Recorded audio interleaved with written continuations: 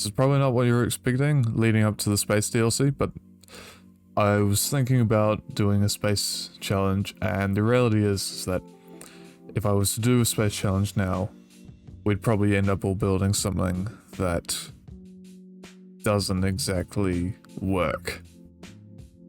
And I want to let people have a bit of time to test the things that we're going to be using, going to be getting in the space DLC before we make a space DLC challenge. So that will be the next challenge.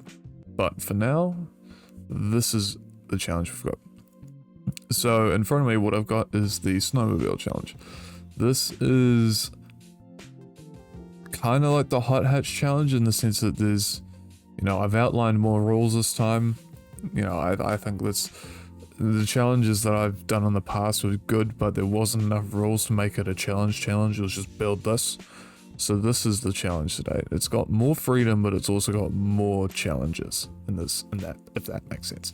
So first things first, look, engines, no XML performance, simple as that, you know the deal.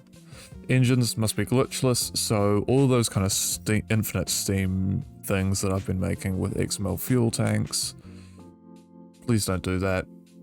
Just don't. Simple as that. No infinite generators, that sort of thing.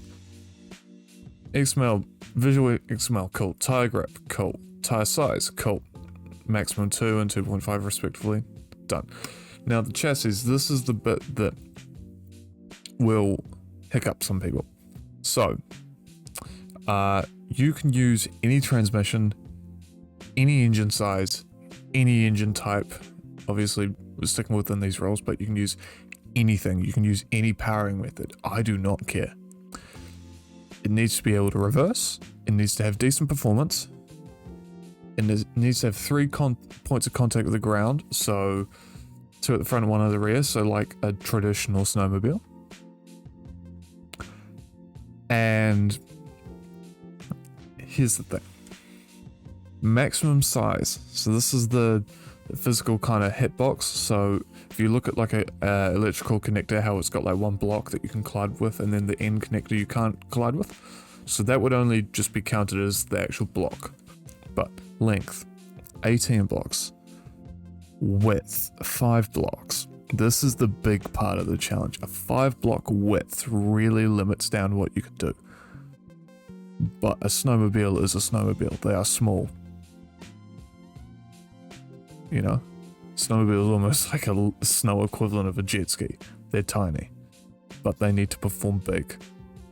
And then height-wise, max 7 blocks. External connectors, as I said, look, the actual base block is what has a collision box.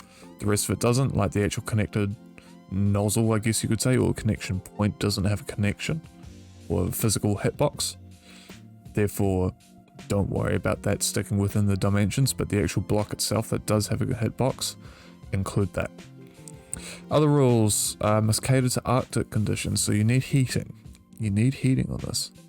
Must be able to take 2 extra passengers. Now, this is another thing. So these 2 extra passengers, they can be taken on an external trailer. They can be on like an extra attachment or whatever. Like if you want to have like a snowmobile that you can attach little bits to, yeah, that's fine. And they can attach on the side, on the back, on the front, whatever, and that can extend outside the snowmobile. But the snowmobile itself, if you took those off, it must be able to still operate. And the snowmobile attachment or sled or whatever, or trailer, it can't contribute to the engine power. It can't carry any sort of fuel. And it has to rely on the snowmobile for electricity, so it can't have its own battery. And also, as it says, if you detach it, the snowmobile should be able to operate as per normal. So it shouldn't be that the trailer is required for the snowmobile to operate, which makes sense, Must fit the spirit of the challenge. Please don't make a crazy VTOL snowmobile. Just don't. No glitches. My word's final. Simple as that. That's just to make sure everything's streamlined. I will very rarely use this. Okay, the following categories will be each considered when looking at this mission. So this is just how I'm going to judge it. Aesthetics 1 out of 10, performance 1 out of 10, hill climb 1 out of 10. I am not going to be timing a hill climb. I'm just going to be doing a hill climb. You know that big volcano in the Arctic? Yeah, it's going to be a hill climb of that. Yeah, so the top 5 vehicles as voted within my Discord server will be submitted for the challenge. You know the rules by now. Top 5, you guys vote for them. You get a week to vote after the challenge finishes, and the top 5 most voted for will be put into the challenge.